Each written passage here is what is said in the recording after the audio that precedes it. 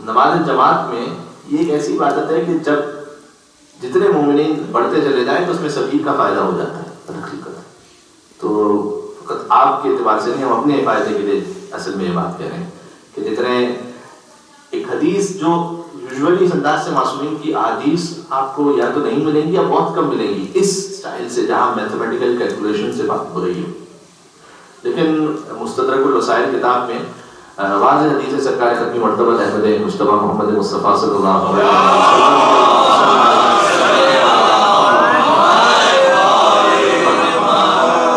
اور انہوں نے اس انداز سے بیان فرمایا کہ اگر ایک مقتدی ہو امام جماعت ہی اصل میں صحیح لفظ ہے، ورنہ پیشما ہمارے یہاں متعارف ہے یا پیش نماز، لیکن اس کی صحیح اصطلاح بن نہیں پاتی. بہرحال اصل صحیح جو اصطلاح ہے وہ ہے امام جماعت. تو امام جماعت کے ساتھ اگر ایک مقتدی ہے تو اس کا جو ثواب ہے وہ 600 نمازوں کے برابر ہے. نہیں، پہلے تو بات شروع ہوتی معذرت، جو ثواب ہے وہ 150 نمازوں کے برابر ہے، 150. یہاں سے بات ہے کہ اس کو ملٹیپلائی کر دیجیے آپ 150 نمازوں سے. اب چونکہ میں تھوڑا سا حساب میں کمزور ہوں لہٰذا لکھ کر لایا ہوں یہ، کیونکہ آگے حساب کتاب ہے پورا. پھر فرمایا حضور نے، اب آپ دیکھیے اس قسم کی احادیث میں نے عرض کیا نا کہ اس انداز سے کم ملتی ہے. فرمایا کہ اگر ایک اقتدا کرنے 2 ہو جائے تو وہ ایک ہی نماز کے ثواب 600 گنا بڑھ جاتا ہے. 150 سے 600 ہو گیا. اور اب یہاں سے یہ ڈبل ہوتا جائے گا. اگر 3 نمازی ہو جائیں تو 1200 گنا ثواب ہو جائے گا.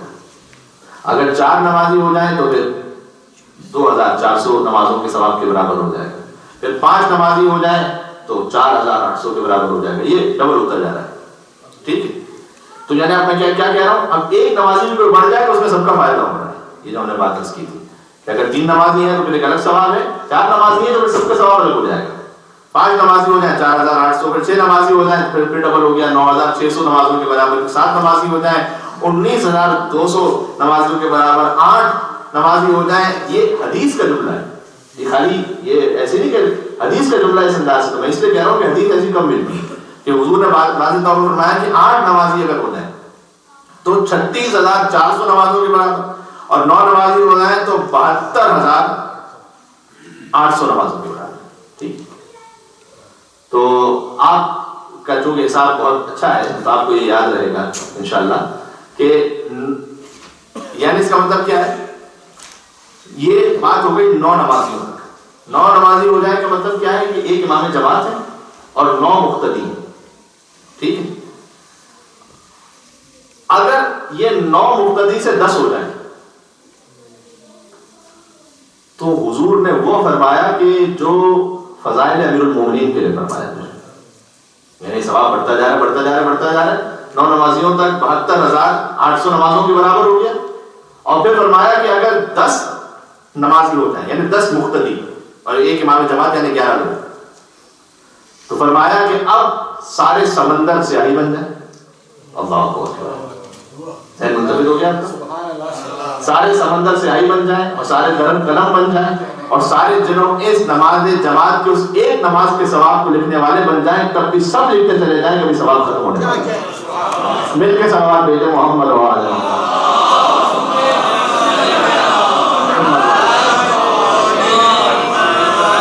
تو اگر ایک بھی شخص بڑھتا چلا جائے تو آپ دیکھیں ثواب اس میں کتنا بڑھتا چلا جا رہا ہے. اور ایک اور حدیثیں تو بہت ساری حدیثیں اس میں. تو ایک اور مستدرک الوسائل سن لیجیے. مستدرک الوسائل بڑی اہم کتاب ہے ہماری. حضور نے فرمایا کہ صلاۃ الرجل فی جماعت خیر من صلاته فی بیت 40 سنہ. یہ ایک الگ انداز سے ایک شخص کی نماز جماعت اس کے گھر کے مقابلے میں 40 سال سے زیادہ افضل ہے. 40 years. اچھا، یہاں پر یہ نہیں فرمایا کہ وہ نماز جماعت مسجد میں ہو، یہ ضروری نہیں ہے، کیونکہ ہو سکتا ہے کسی کے ذہن میں خیال ہے کہ یہ مسجد تو نہیں ہے یہاں پر. ٹھیک، وہ ہمارے استاد محترم میں کہا کرتے تھے کہ جتنے بھی شرعی حربے ہیں نا وہ انسان عبادت کے کاموں میں بیچ میں لے کر آ جاتا ہے. ارے جب مسجد تو نہیں ہے، مسجد ہوتی تو ثواب اتنا ہوتا. یعنی حضور نے نہیں کہا، حضور نے کہا کہ کوئی بھی نماز جماعت ہو وہ گھر کی نماز سے 40 سال سے افضل ہے. ٹھیک. اچھا، قیل یا رسول اللہ، کسی کو یقین نہیں آیا 40 سال کیا مطلب ہے؟ یعنی اگر آپ اس کو دنیا کے حساب کتاب کی کیلکولیشن میں رکھیں، اس کا مطلب یہ ہے کہ آپ نے ایک دن ایک اماؤنٹ کسی بزنس میں لگائی، اس کا پروفٹ کیا ہوگا، اور اگر وہ 40 سال تک اس بزنس میں لگے اس کا پروفٹ کیا ہوگا؟ ہمیشہ سوچیں تو 40 سال بعد کتنے صفر آگے لگ چکے ہوں؟ تو حضور نے کہا کہ وہ 40 سال سے زیادہ افضل ہو جائے گا. تو کسی یقین نہیں قیل یا رسول اللہ صلاۃ یوم، اگر کوئی پورا دن جماعت کے ساتھ نماز پڑھے، فجر کی بھی، ظہر اثر مغرب عشاء کی بھی، تب جا کر یہ 40 سال سے افضل بنے گا. حضور نے کہا لا، صلاۃ واحدہ، ایک نماز بھی کوئی پڑھے گا. کیا میں پورے دن کی بات نہیں کر رہا، تو ایک نماز کی بات کر رہا ہوں. تو اس اعتبار سے فضائل اس کے بہت زیادہ ہے، اور اس کے بہت سارے اسباب بھی. اب ظاہر ہے کہ ایک محدود وقت ہوتا ہے، اس پہ بات کرنی ہوگی، جیسے جیسے بات آگے بڑھے گی تو تھوڑا سا بیان کرتے رہیں گے.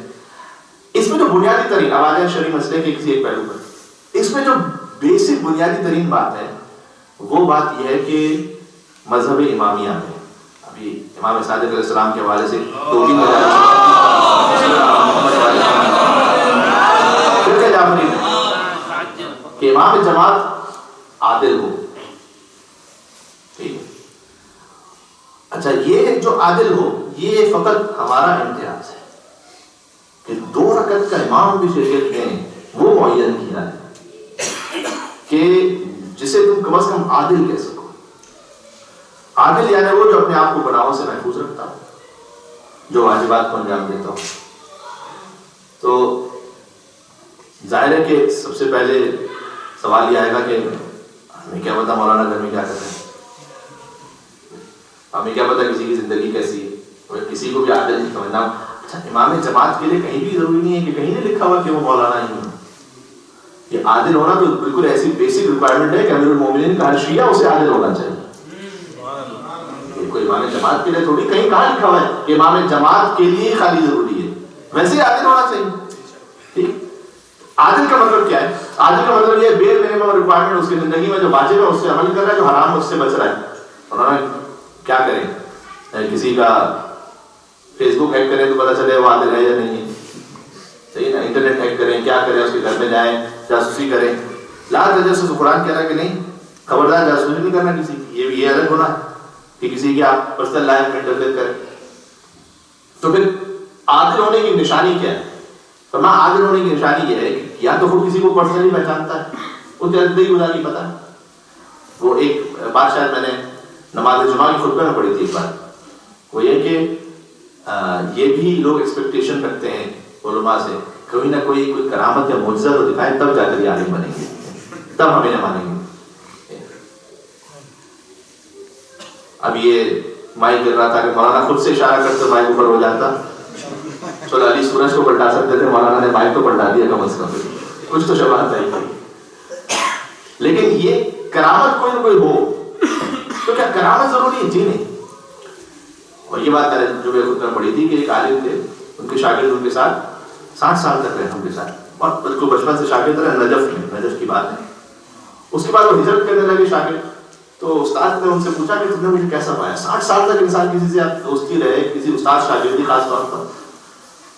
تو پوچھا کہ کیسا پایا تم نے؟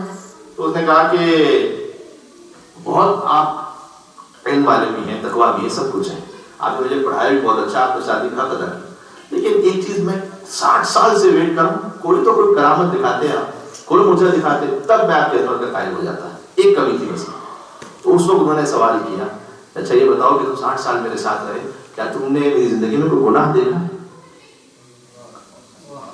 کوئی گناہ میں نے کیا ہو، تمہارے سامنے کوئی غلط بات کی ہو، کوئی جھوٹ بولا ہو؟ انسان کسی کا اتنے سال رہتا ہے تو کچھ نہ کچھ پتہ چل جاتا ہے، گھر کے معاملات میں پتہ چل جاتا ہے. تو کیا تم نے گناہ دیکھا ہے کبھی؟ نہیں. گناہ تو کبھی نہیں دیکھا. انہوں نے کہا کہ عدم المعصیہ افضل من 1000 کرامات. یہ جو 60 سال بغیر گناہ کی گزارنا تھا نا، یہ ہزاروں کرامتوں سے زیادہ افضل تھا. تو اس بات کے اپنے اندر عبادت اس لیے بھی نہ کی تھی، یہ بھی تھوڑا سا فوبیا ہے. ہم عبادت اس لیے کریں گے ہمیں دن میں تارے نظر آئے کیونکہ کوئی نہ کوئی کرامت ہوتی نا. اسی طرح اصل عبادت ہے اللہ کے لیے. اب اللہ کو کرامت دے دے کسی کو تو الگ بات ہے، وہ اس کی فیاضی ہے. ورنہ یہ کتنے ہی بزرگ علماء سے گزرے تھے جن کی زندگی میں بظاہر ہوگی شاید کوئی کرامت، کوئی معجزہ، ہمارے سامنے کبھی نہیں آئے. تو اس کا مطلب کیا ان کی بزرگی کم ہو گئی؟ نہیں، اصل تو پہلے اور تقویٰ. تو بنیادی بات کیا ہے؟ عادل ہو. پتہ کیسے چلے گا؟ یا تو پرسنلی خود کسی سے ہم دیکھتے ہیں تعلق ہے ہمارا. دوسرا یہ دوسری نشانی کیا ہے عادل ہونے کی؟ پرسنلی بہت مشکل ہوتا ہے. اب تو پھر بھی ہمارے مزاج کی وجہ سے, ورنہ کتنے لوگ تو پہلے ہم زیارت پہ جب سفر پہ جاتے تھے تو کتنے لوگ بڑے ادب احترام سے کہہ دیتے تھے ایئرپورٹ پر ہی, کہہ دیتے تھے کہ مولانا ہم زیارت پہ تو جا رہے ہیں لیکن معذرت مولوی ہونے والی بنتی نہیں ہے, تھوڑی سی ہم دور دور رہیں گے آپ سے. تو میں ان سے کہہ دیتا تھا کہ ٹھیک ہے آپ کی مرضی ہے, آپ کوئی مولا کے لیے آپ جا رہے ہیں, مولانا کے لیے تھوڑی جاتے ہیں. لیکن پھر وہ آہستہ آہستہ وہ کہتے تھے کہ جناب آپ کا جو انداز ہے ادھر, لیکن تھوڑا سا ویسے دور لوگ رہنا کئی مرتبہ پسند کرتے. اور اب میں کیا کہوں کہ بات سے بات نکلتی جاتی ہے, اور اس میں کہیں بھی جب کوئی فضائل اہل بیت کی کوئی بات آ جائے تو مجھ سے اپنے آپ کو روکا نہیں جاتا, میں کہہ دیتا ہوں وہاں سے. پھر وہ ایک عام عالم, کوئی کتنا بڑا عالم, اس میں اور اہل بیت کی زندگی میں ایک بہت بنیادی فرق یہ ہے. فرق کیا ہے؟ فرق یہ ہے کہ آپ ویسے کسی عالم سے جب تھوڑا سا فاصلے پر ہیں تو سکتا ہے ان کا علم, ان کا تقویٰ آپ کو بہت متاثر کرے. جب قریب ہوتے جائیں گے ضروری نہیں ہے کہ کوئی گناہ ہی دیکھیں ان میں آپ, یہ ضروری نہیں ہے, لیکن کبھی کسی کی عادت بھی تو ہو سکتی ہے نا, بھائی عادت اچھی نہیں لگتی ان کی, ٹھیک ہے. یہ اس انداز سے بات کرتے ہیں بچہ تو کوئی نہ کوئی کبھی دل میں خیال آ جاتا ہے, یار ہم پہلے تو نہیں کیا سمجھتے تھے, اب جب قریب ہوئے تو یہ تو یار دیکھو ایسے ریوب طریقے سے بات کرتے ہیں, یہ ایسے دیکھو یہ تو ہمیں تو کوئی لفٹ نہیں کراتے. ایسا بھی ہو سکتا ہے. کبھی یہ بھی ہو سکتا ہے کہ آپ کو کسی آدمی کے بارے میں پتا چلے یار انہوں نے تو ہمارے لیلت الرغائب کیے نہیں, ارے ہمیں تو تقریر میں کہہ رہے تھے کرنے کے لیے, خود تو کیے نہیں انہوں نے. اب کوئی واجب نہیں تھے وہ ہمارے لیلت الرغائب, مستحب تھے, لیکن اگر نہیں کیے تو نہ کوئی گناہ نہیں کیا, لیکن ایک بات ذہن میں آ گئی, دل میں آ گئی, کیا دیکھو یہ فرق ہے. دنیا کے کسی بڑے انسان سے آپ جتنا قریب ہوتے جائیں گے اس کے عیوب نکلتے جائیں گے, اور اہل بیت سے جتنا قریب ہوتے چلے جائیں گے, اللہ اکبر, ان کی عظمت, ان کا تقویٰ, ان کا علم, ان کی بزرگی اور آپ کے سامنے نکلتی چلی جائے گی. اور ہمارے یہ اتنا بڑا فرق ہے, اس لیے کہ ظاہر اور باطن ہے, جو بلکہ جو باطن ہے وہ اور زیادہ بہتر ہے. اس لیے اور ہمارے عظمت اہل بیت سے خاص بڑی آواز بلند صلوات بھیجا محمد صلی اللہ علیہ وسلم. ہمارے جماعت کے عادل ہونے کا معیار دوسرا طریقہ, ایک پہلا پرسنل جانتا ہوں انسان, دوسرا طریقہ کہ اگر اس کے دوست احباب رشتے دار سے اس کے بارے میں پوچھا جائے تو وہ اس کی اچھائی بیان کرے, اس کے نیک ہونے کے بارے میں بیان کرے, اتنا کافی بس. جب کیسے آدمی بہت ٹھیک اچھے آدمی مناسب آدمی کافی, یہ ان کی عدالت عادل ہونے کی نشانی ہے. اچھا مولانا ایک جگہ ہم ٹریولنگ پہ جا رہے ہیں, ہمیں تو کچھ پتہ ہی نہیں, نماز کا وقت آ گئی, ایک مسجد میں چلے گئے, کچھ نہیں پتا وہاں کے عالم کے بارے میں, ہمیں نام بھی نہیں پتا, کچھ نہیں پتا. اگر واقع کہیں پر ایسا مسئلہ ہو جائے کہ جس کے بارے میں ہمیں پتہ ہی نہ ہو کہ یہ کون ہے, کیا ہے, عادل ہے, نہیں ہے, کچھ نہیں پتا, مذہب اہل بیت میں شرعی نکاح سے ان کے پیچھے نماز نہیں ہو سکتی, نہیں ہو سکتی. ارے مولانا کیا وہ فاسق گناہ گار ہے جو نماز نہ پڑھے؟ یہ نہیں کہہ رہے فاسق گناہ گار, اسے کہتے ہیں مجہول الحال, ابھی ہمیں پتہ نہیں ہے. اس کا مطلب یہ ہے کہ یہ مسئلہ اتنا امپورٹنٹ ہے کہ آپ کو پتہ ہونا, یعنی اطمینان ہونا چاہیے. پتہ ہونے سے بڑا اطمینان سے بڑا 80%, یہ پتہ ہونا چاہیے. اچھا پتہ ہونے کے لیے مولانا ہم دور کہیں گے تو ہمیں کیا پتہ چلے گا, کہ ان کے گھر والوں سے پوچھیں کیا کریں. ایک اور طریقہ ہے جسے ٹیکنیکلی کہتے ہیں شریعت میں شیعہ, یہ شیعہ والا نہیں, یہ شین, یہ الف عین, یہ والا شیعہ, یعنی کسی کا مشہور ہونا. آپ نے دیکھا ایک جگہ پر آپ کے نماز جماعت کو نہیں آتے, آپ نے دیکھا ان کے پیچھے 200 لوگ نماز پڑھ رہے ہیں, یعنی 200 لوگ تو کچھ نہ کچھ تحقیق کر کے پڑھ رہے ہوں. جب 200 ان کے اہل محلہ کو ان پر اطمینان ہے, اس کا مطلب یہ کہ کچھ نہ کچھ ہوگا, ان میں بھی پڑھ رہے ہوں. اس سے آپ کو اطمینان آ جائے, اصل پھر آپ کا اطمینان ہے, یہ دیکھ کر آپ کو اطمینان آ جائے گا, یہ کافی ہے. ہو سکتا ہے کسی کو 100 لوگوں کو دیکھ کے اطمینان آ جائے, کسی کو 10 لوگوں کو دیکھ کے بھی اطمینان آ جائے, اور کسی کے پیچھے 1000 کی نماز بھی پڑھی ہوئی ہو, کہ وہ اتنا شکی ہو, وہ کہتے ہیں کوئی گڑبڑ ہوگی, مولوی تو گڑبڑ تو ہوگی. تب اس کے لیے تو چاند تارے توڑ کے لانے پڑیں گے, باقی کوئی اور آپشن نہیں. تو اگر کہیں سے بھی کسی کو اطمینان ہو جائے, اچھا اطمینان کس طریقے سے, یہ ہر ایک کے پرسنل اس پہ ڈیپینڈ کرتا ہے. میں نے عرض کیا اطمینان کسی کو ایسے بھی آ سکتا ہے, یہ ہمارے سامنے کی بات. آیت اللہ سستانی سے ملاقات ہوئی عراق میں, باہر نکلے تو گھر آگے ہر ایک تعریف کرنا ہوتا ہے, اظہار تعریف کرنا. ماشاءاللہ کیا تقویٰ, کیا نورانی شخصیت تھی مولانا. ہاتھ ملانا, اتنے نرم ہاتھ تھے ان کے, کسی کو نرم ہاتھ سے بھی اطمینان آ سکتا ہے. ٹھیک ہے, ان کو اس سے اطمینان آ گیا کیونکہ آگا کہ میں نے کہا اللہ کا شکر ہے, اگر ہاتھ سخت ہوتے تو پتہ نہیں آپ کیا فتویٰ لگاتے, آپ کچھ اور فتویٰ لگاتے. لیکن ان کو اطمینان آ گیا, اس پہ اطمینان آ گیا ان کو. کسی کو کوئی چہرے کی نورانیت دیکھ کے اطمینان آ جائے, بزرگی دیکھ, لیکن آپ کا اطمینان ضروری ہے کہ یہ عادل ہے. کیا خوبصورت مذہب ہے ہمارا, خدا کی قسم. 2 رکعت کے امام کے لیے اتنی احتیاط ہے. اللہ اکبر. جو کائنات کا امام بن رہا ہو, جو پورے مذہب کا امام بن رہا ہو, اس کے لیے کتنی احتیاط کی ضرورت ہوگی, اور اس کے لیے کتنا تحقیق کی ضرورت ہوگی, اس کے لیے کتنا اس اعلیٰ مقام کی ضرورت ہوگی. اس اعلیٰ مقام کی کہ پھر جب دیکھیں نا, اب کوئی ریپلیس کرتا ہے کسی کو, تو کوئی ریپلیس کرتا ہے تو پھر کوئی نہ کوئی تو کوالٹی ایسی ہونا ہے. اب ایک شخص آیا جناب کسی اور آفس میں کام کر رہے تھے, دوسرا بھی امپلائی ہے, اور کہا جناب کچھ تو ہوتا ہے ان کے جیسا, کوئی ہے ہی, وہ کہاں تھے, یہ کہاں پر. ٹھیک, آپ نے ایک جگہ مجلس سنی, ایک اشرا سنا, اس کے بعد دوسرا اشرا, میں کچھ تو ہوتا. یہ کیا سوچتا ہے؟ اللہ کے رسول دنیا سے جا رہے ہیں, علم میں, تقویٰ میں, شجاعت میں, کمال میں, استعداد میں, صلاحیت میں, لیاقت میں, کچھ تو ہو جس میں رسول کی شبیہ آ رہی ہے. کچھ تو مولانا یہ اتنا بڑا کرائٹیریا ہے, کس میں رسول کی شبیہ آئے گی؟ قرآن ہے, گھبراؤ نہیں. قرآن کہتا ہے وَقُلْ تَعَالَوْا نَدْعُوا أَبْنَاءَنَا وَأَبْنَاءَكُمْ وَنِسَاءَنَا وَنِسَاءَكُمْ وَأَنفُسَنَا وَأَنفُسَكُمْ صلوات محمد وآل محمد.